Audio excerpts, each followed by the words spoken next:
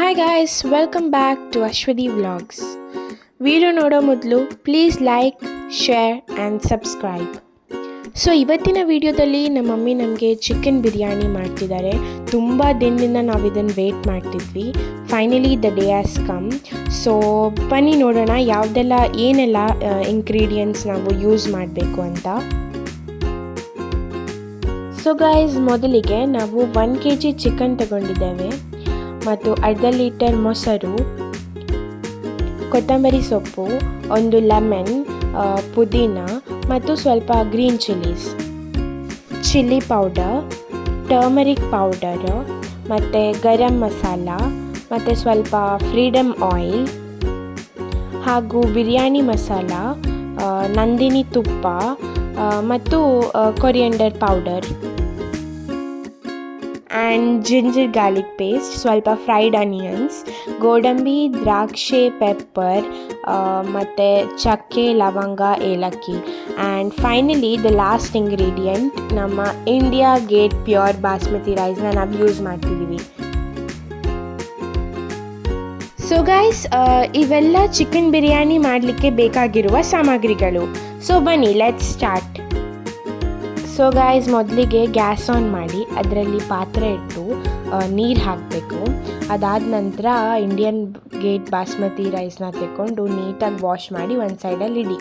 ಅದಾದಮೇಲೆ ಆ ನೀರಿಗೆ ಬಿರಿಯಾನಿ ಎಲೆ, ಪೆಪ್ಪರ್, ಚಕ್ಕೆ, ಲವಂಗ, ಏಲಕ್ಕಿ, ಸ್ವಲ್ಪ ರುಚಿಗೆ ತಕ್ಕಷ್ಟು ಉಪ್ಪನ್ನು ಸಹ ಆ್ಯಡ್ ಮಾಡಿ. ಗೈಸ್, ಇದು ನೀರು ನೀಟಾಗಿ ಕುದಿಬೇಕು. ಆ ಮೀನ್ ಟೈಮಲ್ಲಿ ನಾವು ಚಿಕನ್ ಬಿರಿಯಾನಿಗೆ ಬೇಕಾಗಿರುವ ಮಸಾಲವನ್ನು ರೆಡಿ ಮಾಡುವ. ಮೊದಲಿಗೆ ಮಿಕ್ಸಿ ಜಾರ್ಗೆ ಸ್ವಲ್ಪ ಪುದೀನ, ಸ್ವಲ್ಪ ಕೊತ್ತಂಬರಿ ಸೊಪ್ಪು, ಸ್ವಲ್ಪ ಗ್ರೀನ್ ಚಿಲ್ಲೀಸ್ ಮತ್ತು ಚಕ್ಕೆ, ಲವಂಗ, ಏಲಕ್ಕಿ ಇದನ್ನೆಲ್ಲ ಹಾಕಬೇಕು. ಅದಾದ ನಂತರ ಸ್ವಲ್ಪ ಜಿಂಜರ್ ಗಾರ್ಲಿಕ್ ಪೇಸ್ಟನ್ನು ಸಹ ಆ್ಯಡ್ ಮಾಡಬೇಕು. ಇದೆಲ್ಲ ಇಂಗ್ರೀಡಿಯೆಂಟ್ ಹಾಕಿದ ಮೇಲೆ ನೀಟಾಗಿ ಅದನ್ನು ಗ್ರೈಂಡ್ ಮಾಡ್ಕೊಳ್ಬೇಕು.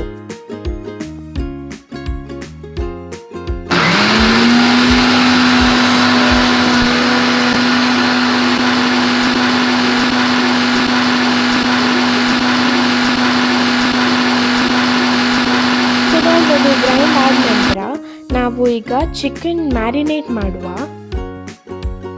ಮೊದಲು ಚಿಕನ್ಗೆ ಸ್ವಲ್ಪ ಜಿಂಜರ್ ಗಾರ್ಲಿಕ್ ಪೇಸ್ಟ್ ಮತ್ತು ಸ್ವಲ್ಪ chilli powder and turmeric powder ಹಾಗೂ ಸಾಲ್ಟ್ ಮತ್ತು ಗರಂ ಮಸಾಲ ಮತ್ತು ನಾವು ಗ್ರೈಂಡ್ ಮಾಡಿರುವ ಪೇಸ್ಟನ್ನು ಸಹ ಇದಕ್ಕೆ ಆ್ಯಡ್ ಮಾಡಬೇಕು.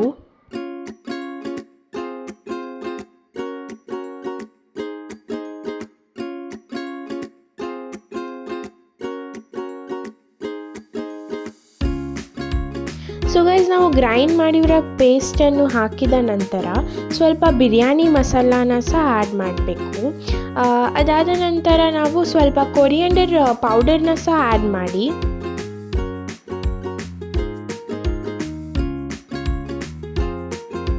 ಸೊ ಕೊರಿಯಂಡರ್ ಪೌಡರ್ ಹಾಕಿದ ನಂತರ ನಾವು ಮೊಸರನ್ನು ಸಹ ಆ್ಯಡ್ ಮಾಡಬೇಕು. ನೀವೆಷ್ಟು ಮೊಸರು ಹಾಕ್ತೀರಾ ಅಷ್ಟು ಗ್ರೇವಿದು ಕ್ವಾಂಟಿಟಿ ಇನ್ಕ್ರೀಸ್ ಆಗ್ತಾ ಹೋಗುತ್ತೆ. ಸೊ ಕೊನೆಯದಾಗಿ ನಾವು ಸ್ವಲ್ಪ ಪುದೀನ, ಕೊತ್ತಂಬರಿ ಮತ್ತು ಹಾಫ್ ಲೆಮನ್ನ ಸ್ಕ್ವೀಸ್ ಮಾಡಿ ಅದಕ್ಕೆ ಹಾಕಬೇಕು.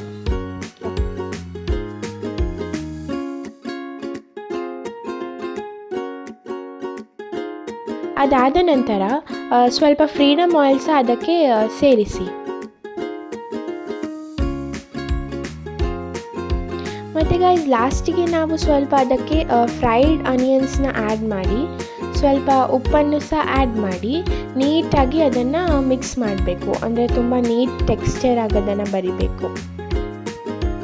ಸೊ ಗೈಸ್, ನೀವು ಇದನ್ನು ನೀಟಾಗಿ ಮಿಕ್ಸ್ ಮಾಡಬೇಕು. ಬಿಕಾಸ್ ನಾವು ಕರ್ಡ್ ಆ್ಯಡ್ ಮಾಡಿರ್ತೇವಲ್ಲ, ಅದು ಗಂಟಾಗಿ ಅದರಲ್ಲಿ ಇರಬಾರ್ದು. ಸೊ ಅದನ್ನು ನೀಟಾಗಿ ಮಿಕ್ಸ್ ಮಾಡಿ 20 to 30 minutes ಅದನ್ನು ಒಂದು ಸಪ್ರೇಟ್ ಸೈಡಲ್ಲಿ ಇಡಿ. ಲೈಕ್ ಈವನ್ ನೀವು ಫ್ರಿಜ್ಜಲ್ಲಿ ಸಹ ಇಡ್ಬೋದು ಮತ್ತು ಒಂದು ಸೈಡಲ್ಲಿ ಪ್ಲೇಟ್ ಅದನ್ನು ಕ್ಲೋಸ್ ಮಾಡಿ ಇಡಿ. ಸೊ ಗೈಸ್, ಇಲ್ಲಿ ನೀವು ನೋಡ್ತಿರ್ಬೋದು, ನಾವು ಆಗಲೇ ಇಟ್ಟಿರುವ ನೀರು ನೀಟಾಗಿ ಕುದೀತಿದೆ.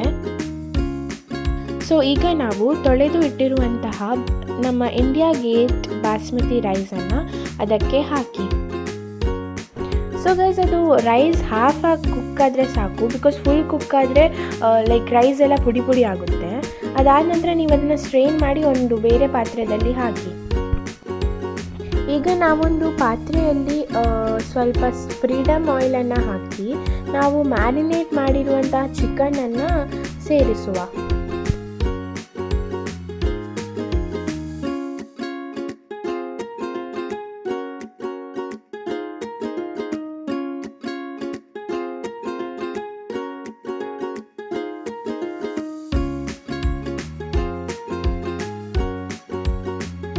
ಈಗ ಚಿಕನ್ ತುಂಬ ನೀಟಾಗಿ ಬಾಯ್ಲ್ ಮಾಡಬೇಕು. ಅದಕ್ಕೆ ಅದು ನೀವು ಸಿಮ್ಮಲ್ಲಿಟ್ಟು ಅದನ್ನು ಕುಕ್ ಮಾಡಿ.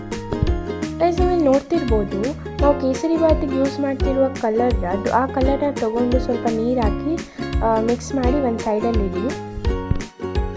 ಸೊ ಗೈಸ್, ನಾವು ಬಿರಿಯಾನಿಗೆ ಗಾರ್ನಿಷ್ ಮಾಡಬೇಕಲ್ಲ, ಅದಕ್ಕೆ ನಾವು ಒಂದು ಪ್ಯಾನಲ್ಲಿ ಗೋಡಂಬಿ ದ್ರಾಕ್ಷಿಯನ್ನು ತಗೊಂಡು ನೀಟಾಗಿ ಸ್ವಲ್ಪ ಜಾಸ್ತಿ ಗೀ ಹಾಕಿ ಅದನ್ನು ಫ್ರೈ ಮಾಡಿ. ಬಿಕಾಸ್ ಎಷ್ಟು ಗೀ ಹಾಕ್ತೀರೋ ಅಷ್ಟು ಟೇಸ್ಟ್ ಆಗುತ್ತೆ ಬಿರಿಯಾನಿ.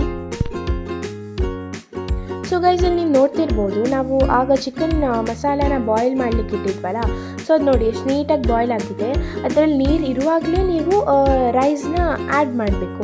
ಅಂದರೆ 2 ಲೇಯರ್ಸಲ್ಲಿ ಈ ರೈಸ್ನ ಹಾಕಬೇಕು. ಸೊ ಗೈಸ್, ಫಸ್ಟ್ ಲೇಯರಲ್ಲಿ ನೀವು ಈ ರೈಸ್ನ ನೀಟಾಗಿ ಕವರ್ ಮಾಡಿ. ಇಲ್ಲಿ ನೀವು ನೋಡ್ತಿರ್ಬೋದು ಎಷ್ಟು ನೀಟಾಗಿ ಹಾಕ್ತಿದ್ದೀವಿ.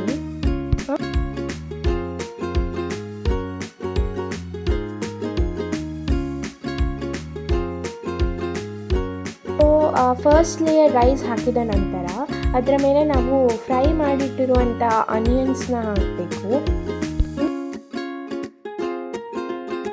ಫ್ರೈಡ್ ಆನಿಯನ್ಸ್ ಹಾಕಿದ ನಂತರ ಸ್ವಲ್ಪ ಪುದೀನ, ಅದಾದ ನಂತರ ಕೊತ್ತಂಬರಿ, ಮತ್ತು ನಾವು ಗಾರ್ನಿಷ್ ಮಾಡಬೇಕು ಅಂತ ಫ್ರೈ ಮಾಡಿಟ್ಟಿರುವಂತಹ ಇದು ಗೋಡಂಬಿ ದ್ರಾಕ್ಷಿ ಇದನ್ನೆಲ್ಲ ಆ್ಯಡ್ ಮಾಡಬೇಕು. ಮತ್ತು ಆ್ಯಡ್ ಮಾಡಿದ ನಂತರ ನಾವು ಚಿಕನ್ ಬಿರಿಯಾನಿಗೆ ಕಲರ್ ಬರಬೇಕು ಅಂತ ಒಂದು ಸೊಲ್ಯೂಷನ್ನ ರೆಡಿ ಮಾಡಿದ್ವಲ್ಲ, ಅದನ್ನು ಸಹ ಆ್ಯಡ್ ಮಾಡಿ.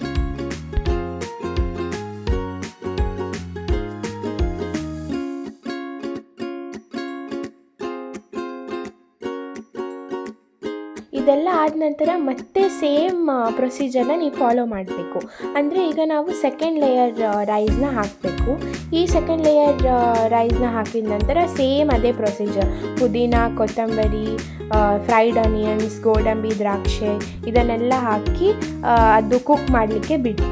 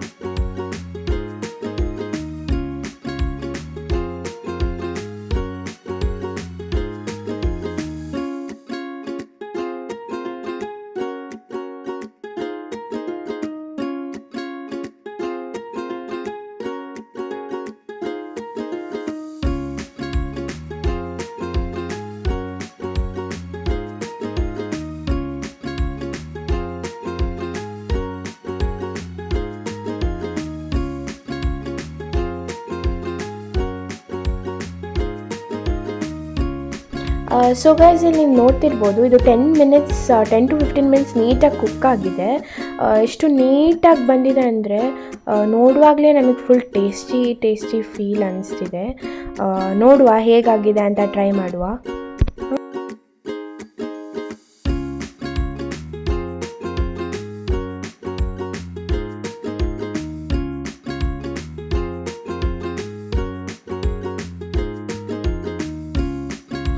Wow guys, finally the biryani is ready. The wait is over. ಎಷ್ಟು ಟೇಸ್ಟಿಯಾಗಿ ಕಾಣಿಸ್ತಿದೆ ಅಂದರೆ, ಈವನ್ ನೋಡಿ ಪ್ಲೇಟಲ್ಲಿ ಅದನ್ನು ಹಾಕಿದ ನಂತರ ನಾವು ಟೇಸ್ಟ್ ಮಾಡುವಾಗಲೇ ಫುಲ್ ಡಿಫ್ರೆಂಟ್ ಫೀಲ್. ಸೊ ಇದು ಎಲ್ಲರೂ ಟ್ರೈ ಮಾಡಬೇಕು. ಅಂದರೆ ಫುಲ್ ರೆಸ್ಟೋರೆಂಟ್ ಟೈಪ್ ಬಿರಿಯಾನಿ ಇದು. ರೆಸ್ಟೋರೆಂಟ್ ಫೀಲೇ ಆಗುತ್ತೆ ನಿಮಗೆ ಈ ಬಿರಿಯಾನಿ ತಿನ್ನುವಾಗ. ಸೊ ಎಲ್ಲರೂ ಮಸ್ಟ್ ಟ್ರೈ ಅಂತ ಹೇಳ್ತೇನೆ. ಓಕೆ ದೆನ್ ಗಾಯ್ಸ್, ಇಲ್ಲಿಗೆ ನಾನು ಈ ವ್ಲಾಗ್ನ ಎಂಡ್ ಮಾಡ್ತಿದ್ದೀವಿ. ನೆಕ್ಸ್ಟ್ ವ್ಲಾಗಿಗೆ ಸಿಗುವ. Thank you for watching.